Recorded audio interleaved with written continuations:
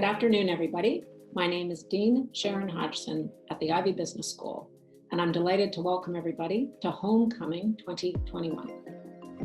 Nearly 2 years ago, when the world first started hearing about this weird and bizarre new virus called COVID-19, and it was emerging, it was unlikely that anyone could have predicted its global impact on people, populations, and the economy. Now that the world is on the road to recovery, there is much hope and speculation about what this post-pandemic world may look like. Today, we're going to talk about the future of business, honing in on 3 areas: real estate, retail, and how people will work in the future. It is my pleasure to welcome 3 alumni, 2 in a reunion year, with expertise in these industries and areas. Lisa Dymond, MBA 06, is a partner and head of talent at Altas Partners, where she leads the firm's talent agenda and supports the firm's portfolio companies in the creation and delivery of talent strategies. Gail Rodwell-Simon, MBA 96, has over 25 years in the retail industry. She is a strategic retail advisor and senior consultant with the Poirier Group. And third, Prakash David, MBA 05, is Chief Investment Officer at Triovest. Prakash has over 20 years of diverse real estate experience, both in Canada and internationally. Thank you all for joining the conversation today, and happy homecoming. I'm looking forward to hearing your perspectives and predictions on how the pandemic will influence the future of your industries and the future of work. Why don't we start with each of you giving a brief introduction of the organizations in which you participate. Why don't we start first with you, Lisa? Great, thank you so much, and thank you for having me today. As you mentioned, I'm head of talent at Altas Partners, which is a Toronto-based private equity firm. Interestingly, I joined the firm in January after 14 years with the Boston Consulting Group, and so have lived through the change of the pandemic, not only in terms of all the other changes that it's brought, but also starting a new career with a new team during that time. Okay, great. And Prakash? Nice to be here. Thanks for inviting me. I work for Triovest Realty Advisors.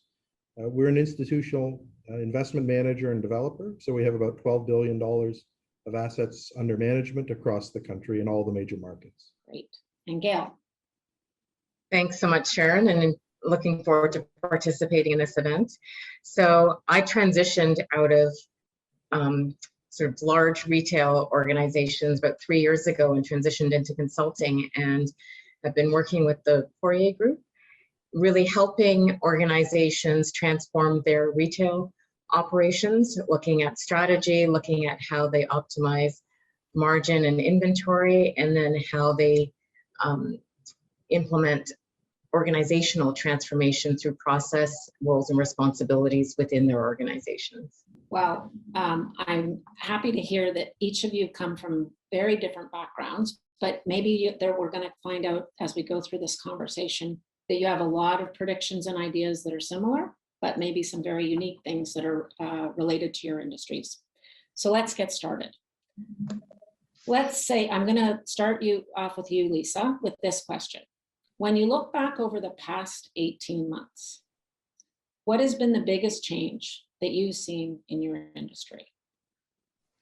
Sure, well, thank you for that. And perhaps when I think about my industry, I'll start by saying, rather than focusing specifically on the investment industry or finance, I think about it as the knowledge-based economy in general, given the various organizations that I've seen during this time. And I think in many ways, they have experienced really significant disruption and change because they were the ones most able to move to a remote format from the get-go.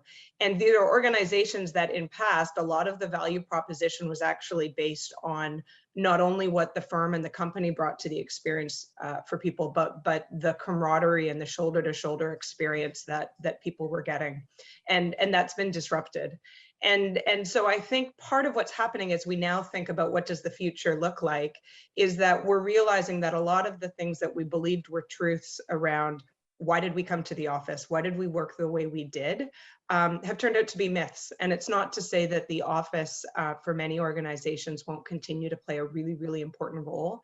and that it doesn't have something to offer. I believe it does, but I think both employers and employees are rethinking and crystallizing. Why do we work the way we do? What do we actually need to do in the physical space together? And what's the value that that brings? So there's a whole bunch of rethinking and redefinition happening, I think, during this time. And just interesting, thinking about the types of industries that you're talking about, do you think that also that face-to-face contact with the client and where you get the value in those face-to-face contacts is also fundamentally changing? Because that was a big part of the industries that you talked about. Yeah, it's interesting. I've heard a lot of interesting dialogue around, shoulder to shoulder in-person work being required to drive innovation, to build relationships, all of these things that we've traditionally thought about and I think leaned on. And I think there is certainly truth in that. But I think actually the common thread across those observations comes down to trust and connection. And the organizations that are really thinking progressively about this are saying, how can we actually learn how to build trust, connection, psychological safety in a remote environment? Which isn't to say that, again, that it always has to be remote, but I think what's interesting about this time we're in is that there's been like a confluence of events and development of the social consciousness. So not only are people thinking about back to work in terms of what does it mean for your organization from a commercial client, customer, and employee experience, they're also thinking about their environmental footprint. They're also thinking about issues related to diversity, equity, and inclusion. And there's this confluence of things happening where, if you think about the carbon footprint, a lot of organizations that were predominantly travel before are now saying, is there a different way to do this to optimize both the employee experience, still enable deep client relationships, and also limit our footprint? So I think there's a lot of those themes coming together at the same time. Okay, thanks, Lisa. Gail, if I think about retail, boy, what a disruption this has been in many parts of the retail industry. Why don't you tell us a little bit about what you think are the biggest changes in the past 18 months that retail has seen? Well, pandemic aside, it's actually been a really exciting time within the industry because, prior to this time, there was lots of talk about omni-channel and that seamless integration of digital and physical retail being important for retailers. And so you really see a deep divide between those retailers who took that seriously and those who didn't. And so for me, it's been that acceleration of the digital transformation in terms of the adoption of shopping online, as well as the integration of customer-facing technology, whether it be online or in store, to connect the experience between the virtual and the physical. And so you see things like, for myself, who is, in the industry, a shopper at heart, I was always about the physical retail experience. I've worked in e-commerce and building e-commerce platforms for the last 20 years, but I really preferred the physical experience. And so I'm one of the slow adopters who was more than happy to see an Amazon parcel arrive at my door the next day, right? You've got the curbside pickup, which was that extension of the buy online, pick up in store, but you could get that now the same day. And you've got things like third-party support so that you have that notion of instant delivery as well. And then stores having to build new skill sets as their stores start to evolve from customer service touch points to fulfillment centers where they're picking and packing and either delivering goods to customers' homes or delivering it to their cars. The other big thing is the notion of contactless solutions, whether it's payment, whether it's self-checkout. You've got lockers that are getting introduced with organizations. You've got the virtual engagement where especially smaller Main Street retailers have really leaned into social. Right, and so you've got Instagram Live shopping events, and let me introduce you to my new collection. And local stores that you're familiar with and that you may have been following are now much more active online, engaging their customers in a different way. And then the last thing I would call out around this whole digital transformation is the expansion and the explosion of these mega platforms. So beyond Amazon, which had its marketplace. You see retailers like Walmart who have really leaned into that. The Bay has now had their marketplace sellers, global players like Alibaba shipping, here within a few days or weeks. Really changing how people shop and how people think about retail, and also changing the expectations that customers have of retailers going forward. Okay, thank you, Gail. Prakash, tell us a little bit about what's been happening in the real estate space for the last 18 months. Yeah, it's been an incredibly interesting time dealing with the change. The changes for us, I would say, are in two areas. One is asset performance, portfolio construction, really rethinking, the way to construct portfolios and how they perform.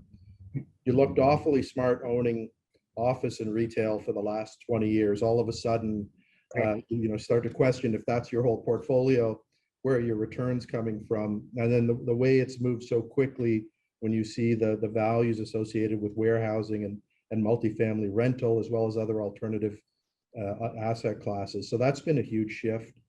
And then the other thing that's been a huge shift for us is all around people. And you touched on it a little bit already, business development. How do we do business development in a virtual world without that in-person contact? How do we attract talent? How do we retain that talent, depending on where people sit at the stage of their life? They could be an individual just in their own room working, all by themselves all the time, to, people with kids at home. So that's been a huge change. Generally work from home, coming back to the office. I've never spent so much time talking about safety in the office, vaccine passports, how do we deal with people's different needs? So it's just been an unbelievable time, interesting time, but it's had its challenges. You started to go into how you've personally changed over the last little while and how you've led differently. You're thinking much more about the safety protocols. Anything else you'd want to highlight just in terms of leadership and the things that you personally have had to change about the way you lead that's come up over the last 18 months?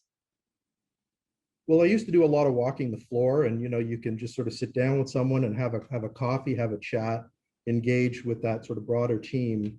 And now you've got to book a meeting to have that. And it's a much more formal interface for that otherwise social, serendipitous type of interaction. And that all goes to how we build culture and what kind of firm are we trying to be? What type of people are we trying to attract and retain? So it's taken a lot more time and energy to do that. What used to feel very easy now feels, very much like you've got to schedule it, you've got to book that time, but it's become even more important because without it, the people who have joined through the pandemic really have no connection, to our business in the way that the people that we were able to build culture with before the pandemic, who, they already have a sense of who you are and what you're about. So just the time and energy and the importance of it, I think, has just all been intensified. Okay, thanks. Lisa, Prakash started to talk about how to lead and some of the changes, and you were mentioning earlier about the importance of building trust in this remote environment being a little bit different, a different challenge for all of us to think about. How have you adapted to this type of stuff over the last 18 months and how you lead your organization? Yeah, it's interesting. Hearing Prakash, I think I would echo a lot of the same things. I mean, the first thing that strikes me is when the pandemic first hit, really, I think there is this natural human reaction in times of crisis to look at the people above you and with a lot of scrutiny and say, are we going to get through this? What does this mean for me? Can I trust you? What do we stand for? And so I think one of the first things that I tried to adopt is this mantra of deliberate leadership, which is just really thinking like really, really deeply about everything you're saying, everything you're doing, how you're showing up, knowing that all eyes are on you and that people are cueing a lot off of what leaders do. And then I think as what we thought might be a couple of weeks remote and a short-lived event has turned into something obviously much longer. This need to just really amplify the notion of empathy and connection and trust. Not only, I think, is it just harder remotely, but people's needs on that dimension have just gone up a great deal. And so just showing up as somebody who's vulnerable, spending a lot more time listening really, really listening, I've adopted this practice of the double question, which means when I say to you, how are things going? And you say, fine, I actually ask you again and say, no, I really want to know, tell me what's going on with you. Which I think carries a lot of weight, but to Prakash's time, like there's a lot more time pressures and deliberateness required of leaders. And then the third thing I would highlight on a very personal front, I'm a parent of 3 kids who were homeschooling through most of the year. And then also I think the pandemic has brought into focus, the responsibility of talent in HR. And so trying to figure out and repattern both of those colliding worlds at the same time, I think is a challenge many people have faced. I love both the deliberate leadership and was it double questioning you said? Or yeah, the double ask. Yeah, the double ask. I love that because you're right. People do give you the very quick response and you don't really get into the details the way that you should. So that's a great thing to use. I don't know about you all, but when the pandemic first started, we were trying to figure out different ways to connect with our teams, and a lot of people that I talked to adopted a lot more of this video communications as opposed to email communications. And I know at the beginning, I did that a lot. I actually have sort of toned that down a little bit because of everybody's still so heavily on Zoom and all of the activities that we have to do. But I will say that I got a lot of good feedback in terms of using that as a method of communication, because it sort of brought you into people's lives as opposed to this sort of sterile email that we've been doing for a long time. Gail, why don't you tell us a little bit about how you've adapted in your leadership style over the last 8 months? I definitely feel Lisa when she talks about the dual world of parenting 2 kids at elementary school, remote learning, and trying to lead a project team and host client meetings. And certainly for me as a leader, it's really adapting and adjusting both myself and with my teams around ways of doing work. And so working with a remote, not only a remote workforce in terms of colleagues that might be other consultants, but also your clients, you're meeting them only virtually in some cases, and looking at how do you build trust, how do you build relationship in that virtual world. And so we've really leaned into the video conferencing, everything, like even in chat, do you have a few minutes? We'll put a video link so that we're connecting, as directly as possible, identifying and testing and playing with different types of collaboration tools. And, pre the pandemic, I was typically on client site for 2 days a week, away from home a day a week. When everything shut down, I had just flown back in from Washington, D.C. And so really that notion of being challenged, and I think Lisa, in your opening remarks about why do we need to be together in an office, right? Why do we need to be on the client side? Those are all conversations that we're having as things start to open back up. What is that balance going to look like going forward? When you think about the next 3 to 5 years, what do you think is the biggest opportunity area? And conversely, maybe the biggest threat within your industry? And maybe for this one, Gail, why don't we start with you? So I think the biggest opportunity is extending that digital transformation to the back of the house for retailers. Really in terms of how do you automate, mobilize your operations to be more dynamic, more responsive. So looking at things like integrating automation, looking at how do you leverage analytics in a more deliberate way to drive decisions within the business, and integrating inventory management so that you're not looking at inventory in the physical store versus in the distribution center, but it's fully integrated, whether it's parcels for e-commerce or this channel or that one view of inventory, that you can optimize how you service the customer in the most efficient and effective way possible. And so definitely you're starting to see that both from a client perspective, where we're starting to look at solutions where you've got intelligent process automation or smart workflows that help to enforce best practice and process regardless of who the individual is. And then also just on a personal level, in terms of shopping experience, I was in the market for a TV. And so I went into Best Buy, look to decide, what am I going to purchase?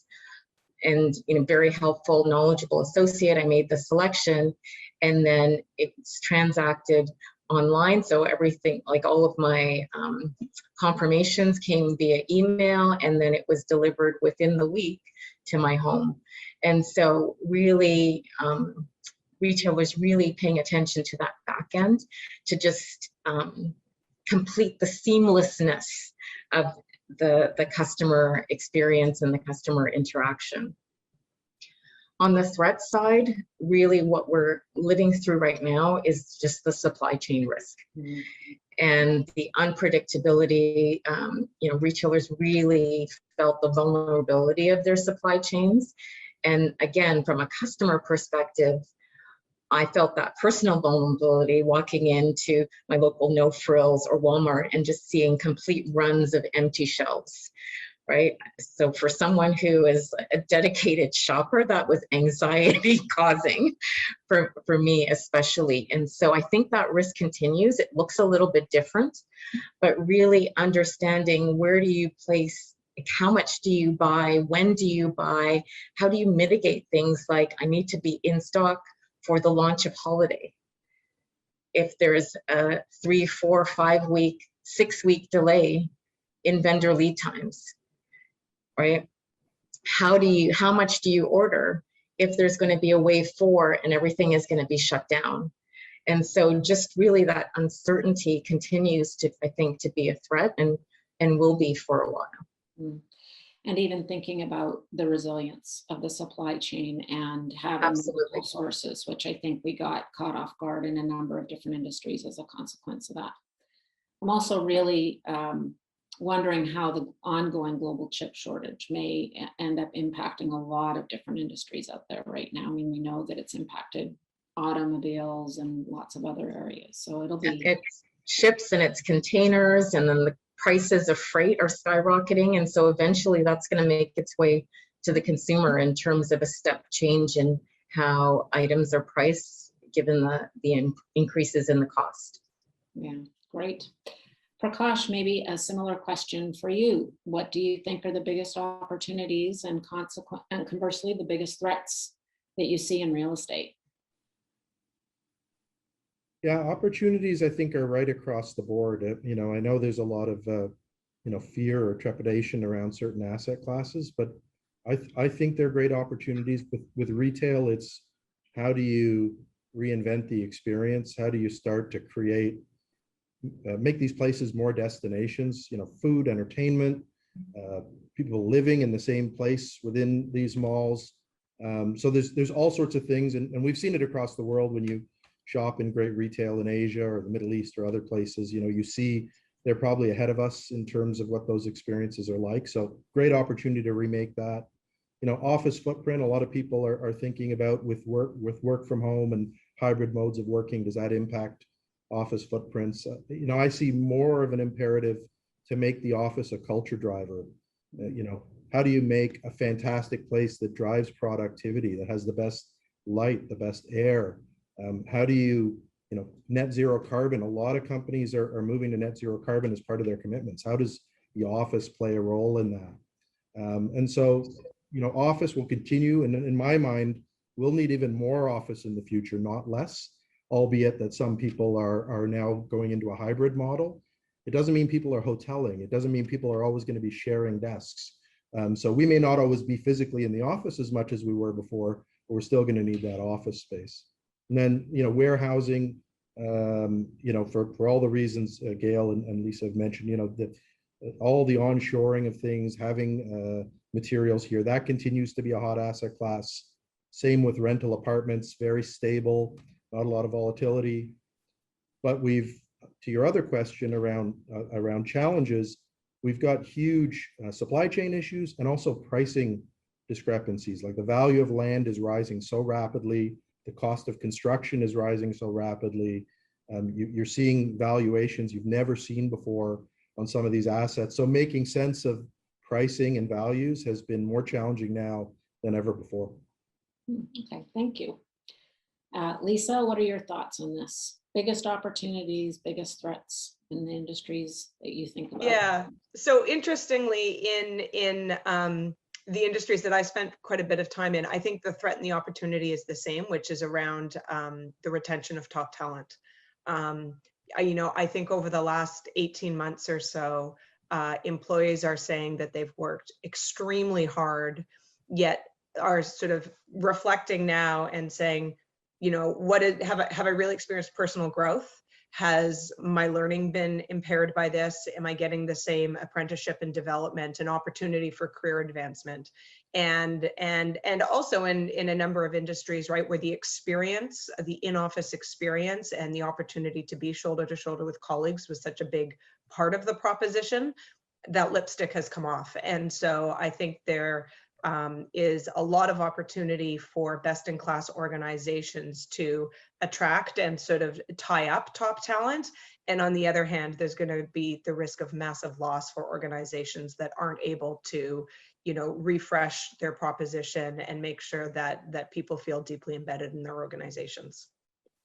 What do you think are some of the ways that we should be thinking about refreshing our value proposition to our employees? I mean, we got to double down on lifelong learning, I think, and helping our employees to get continuing opportunities to do that. But what would be some of the areas that you would focus on? Yeah, well, I mean, certainly this notion of lifelong learning and figuring out actually how can we really apprentice people in the right way. To one of the points Prakash made earlier, one of the biggest losses moving remote is the loss of the collision moment, right? You think of being in a meeting with somebody, walking out the door together and having that 30-second conversation around how did that go? What could I have done differently? I noticed this in the room. That's been gone. The collision that you'd have with somebody at the coffee machine, right? Where you just pick up on things that are outside your day-to-day world. I think that's a big one if we can recreate those. Other things that come to mind is I think this has caused a lot of people to just self-reflect around the role that work plays in their life. And it's incumbent on best-in-class organizations to think about how can they create roles that feel much more purpose-driven to people. People are looking to understand how their role connects to the impact of the organization overall and their value system. So I think that's a big one. The other thing I think is that if we're truly transitioning to a knowledge economy, middle managers in particular are going to need to be able to learn how to assess people on the impact they deliver, not just FaceTime or some of the old cues that we would have used. And so I think really understanding how do we assess the impact that somebody creates in an organization on a team is going to be really, really important. And then finally, I think this is more in the threat opportunity space. There's this opportunity for the future of work to either really enable diversity because it allows a lot more flexibility and fungibility and lots of different profiles to be successful. On the other hand, there's a real risk, and there was an article in the Globe and Mail recently about this, about how this could actually really erode diversity if you create sort of a two-track type system coming out of this. So those are the big things that come to mind for me. I think there is going to be a huge impetus and role for those middle managers in the middle of the organization to play, because they're the ones that are going to be at the rock face of building the employee experience and making sure that it comes to life. Okay, thanks. Gail or Prakash, I don't know if you have any thoughts on other things that we might have to consider in terms of the retention of some of our top talent and making sure that employees' experiences are still something that they yearn for in the office or in your organizations. What are you thinking about that?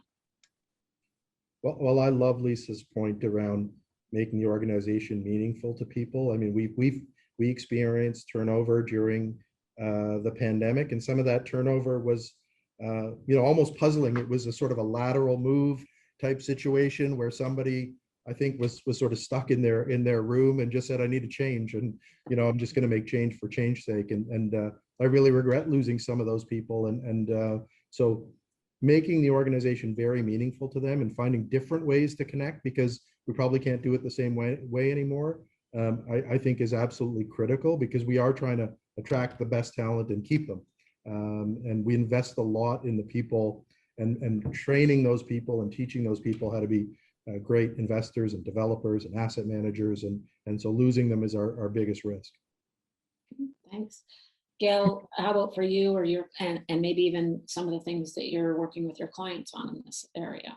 Definitely see with our retail clients that that retention of talent, where you're seeing accelerated rates of burnout, really, where people are putting their hands up, especially in the last 18 months, people taking stress leave, and we can't underestimate the mental health impact that all of this change is also having on our teams and our employees. And so definitely, as things are opening back up and looking at, what does back to work look like? Lots of language around creating a hybrid environment, but then what does that actually look like for people from one day to the next? And how do people connect and create that sense of trust and community that Lisa talked about? So all of those are still questions that are circling. I don't think anyone's found the exact right answer as yet. Gail, thanks for mentioning the mental health aspects of this. I mean, I think that has been probably one of the big things no one really thought about at the beginning of this pandemic, that what the impact of this whole shutdown and being remote and being alone has had on people's mental health. I'm curious, in any of your organizations, if you've done additional work in terms of making sure that your employees have the right mental health supports and extra things that you're thinking about in this regard. I know as part of Western, there has been a lot of effort put into making sure that our organization, they've got lots of different ways to be able to connect and get the different supports that they need. But I feel like that's probably happening across the board, but educate me a bit on that. So Lisa, maybe you have some comments on that? Yeah, I mean, I think one of the most powerful things that's happened, to Gail's point, is that this has normalized mental health as an issue that doesn't discriminate, right? Like, people of all stripes, at all levels, of all backgrounds, have experienced challenges to their mental wellness during this time. And so I think, one, it's created a lot more empathy around the issue, and two, a lot more dialogue, right? Like, suddenly people are talking about this in a normalized way that has never happened before. So from that perspective, there's been real progress. Some of the things that I've seen be effective, one, I think certainly we have increased our mental health benefits available to our team members, and we thought that was really important, both from a firm values point of view, as well as just supporting our teams in the right way. We've also brought in-house a number of professionals on these topics. One, just to talk to our teams about how to recognize the signs, and to try to actually sort of insulate people, scaffold people, to make sure that they're doing the right things before actually getting to a point that's more difficult to return from. And then the third thing, I think, is once those resources are available, I mean, the challenge that I found in my previous role, when you would talk to people about these types of opportunities, is the opportunity in a busy career to fit this into your day, right? To make it to whatever office, the practitioner is late, you've got a calendar, invite for the next 30 minutes. It's all very, very complicated. The ability to get onto a Zoom call with a counselor, a therapist, or a thought partner on these topics is so much easier now. The barriers have come down. And also, I think there has been this, instead of what used to be sort of an executive coach versus somebody to support your mental health, as the mental health dialogue has entered the workplace, that's become much more of a spectrum. And there's a lot of people increasingly think not just, I need help, but actually this can help me go from good to great. So I think there's a lot of challenge that's come during this period. And at the same time, I hope it has set us on a new course in terms of the wellness of people long term. Thanks, Lisa. Prakash, any thoughts in your organization, how you've dealt with some of these issues? Yeah, some similar ideas. Definitely, we've sort of put a lot of more energy into different types of programs, resiliency training, education pieces, social things. You know, we used to do all our social in person. So how do we create, baby photos and namings and, do, games online, different things to engage people, and then more accommodation. Trying to just be more cognizant and recognize when somebody might be struggling a little bit more, reach out a little bit more, trying to help them. And it's a small thing, it's more physical, but just trying to get everybody set up properly and, making sure that their home environment is such. So if not, can we contribute to making your home environment better so that you can at least replicate your workplace in some facsimile and have a structured sort of order to your day. So those are some of the things we've been working on. Right. I want to switch to predictions and some of the things you think might be coming up. And maybe there'll be a prize next year and 2 years to see who is the best at this. But let's start with Lisa. What do you think? When you start thinking about the future of work, because I know that's an area that you spend a lot of time on. Yeah, I'm certainly happy to make my prediction. I feel like there's some idiom which says only fools make predictions. So here we go.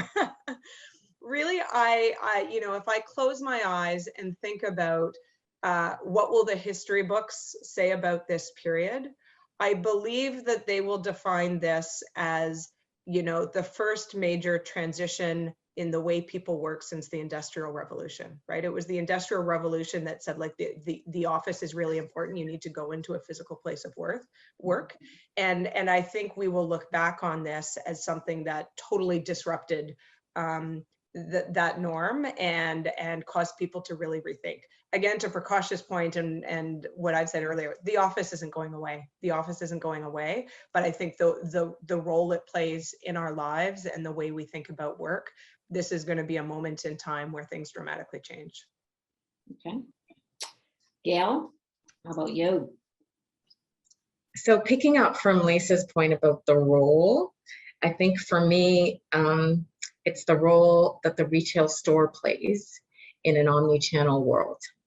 And so really lots of conversation and lots of testing around, what will the store be in the future? And so, I look at the store as, sort of this digitally enabled, multifunction customer service and engagement center, for example, right? Where it's not just about executing a transaction for product, whether you're buying or returning something, but it's around creating showrooms. It's around creating those engaging experiences for the customer. It's about creating those social hubs and where like-minded people can come together again when that's available.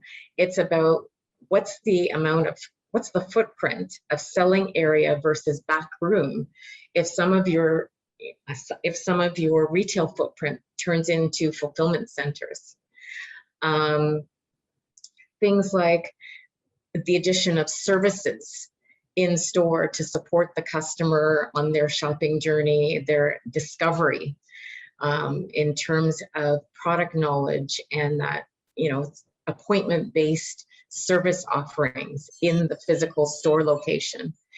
And then how that also links back to the mall, Prakash, in terms of, you see the mall looking at how do they add services, not just for the customer, but also for their retail tenants in terms of consolidated pickup locations, or, as we've just coming through our summer, is the outdoor gathering spaces where food courts have been closed, but you can purchase items, and then you have, interesting and comfortable spaces outdoors to gather and, and come together in a safe way.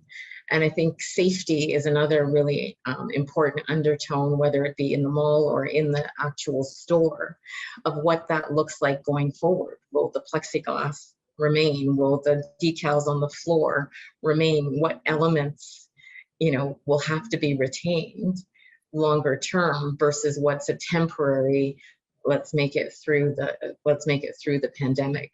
And so you have lots of examples where retailers are evolving and experimenting. So IKEA's in the process. They just launched, I think, recently a downtown New York small footprint store. They're looking at building a downtown location in Toronto. You've got Nordstrom Local, where there's no inventory in the store. It's just about showroom and services, that they've started to roll some of those stores out across the US. And so fundamentally, for retailers, understanding that evolving role of the store is, how do you measure and manage success? What does success look like? Because it's no longer about sales per square foot. What are those new measures that start to come into play to really ensure that you're optimizing the use of that physical retail space? Okay, thank you. And Prakash, what about you? What are some bold predictions that are on in your crystal ball that you're looking at? I don't know how bold they are, but I would say that, it's been an interesting time in terms of almost a shock to some parts of the real estate business. And so diversification, old topic, but it is just more important than ever to build a properly diversified portfolio to try and future-proof those portfolios. And that's really about the intersection of real estate, technology, and sustainability. And how do you blend those things and create an experience that people want to have? And whether that's in the office or the mall or in their homes, it's really starting to be more experience driven and more about the intersection of those key elements. So we're really thinking about what is best, what's the type of asset that we want to own for our clients, how do we build it if it doesn't exist already, or how do we buy it, what does that construction look like? So that's where we're spending all of our time right now. I think we've got a lot to think about around what this future is. Lisa, you started talking about Industry 4.0 and what that's all going to mean, but you think about it's the experience that we create when we come together. How do we make that experience unbelievable so people want to connect and want to come into the office or come into the store to create that wonderful retail experience? But it's also how we connect when we're remote and how we build the trust. Lisa, you mentioned that right at the beginning. It's really about how we create those trusted connections in this remote environment.